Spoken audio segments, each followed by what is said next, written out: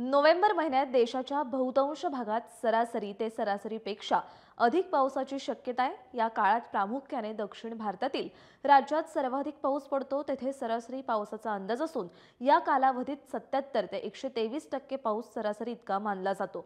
महाराष्ट्राच्या बहुतांश भागात सरासरी ते सरासरीपेक्षा अधिक पाऊस होण्याचा अंदाज हवामान विभागाने वर्तवलाय। नोव्हेंबर महिन्यातील पाऊस आणि कमाल किमान तापमानाचा अंदाज वर्तवण्यासाठी शुक्रवारी म्हणजेच काल 31 ऑक्टोबर रोजी आयोजित पत्रकार परिषदेत हवामान विभागाचे महासंचालक डॉक्टर मृत्युंजय महापात्रा यांनी ही माहिती दिली आहे। नोव्हेंबरमध्ये वायव्य भारताचा काही भाग वगळता देशाच्या बहुतांश भागात किमान तापमान सरासरीपेक्षा वर राहण्याची शक्यता अधिक आहे। महाराष्ट्रात किमान तापमान अधिक राहणार असल्याने नोव्हेंबर महिन्यात थंडी तुलनेने कमी राहण्याची शक्यता आहे। तर महाराष्ट्रासह मध्य भारत, वायव्य भारतात कमाल तापमान सरासरीपेक्षा कमी राहण्याची शक्यता आहे। नोव्हेंबर महिन्यात देशाच्या बहुतांश भागात सरासरी ते सरासरीपेक्षा अधिक पावसाची शक्यता आहे।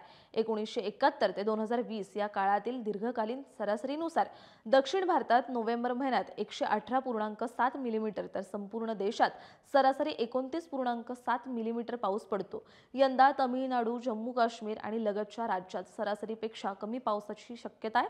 महाराष्ट्राच्या बहुतांश भागात सरासरी ते सरासरीपेक्षा अधिक पाऊस होण्याचा अंदाज हवामान विभागाने वर्तवलाय। यंदा मान्सून परतीच्या काळात महाराष्ट्राच्या बहुतांश भागात जोरदार पावसाने तडाखा दिला, मात्र महाराष्ट्रात ऑक्टोबरच्या सरासरी एवढ्या पावसाची नोंद झाली आहे।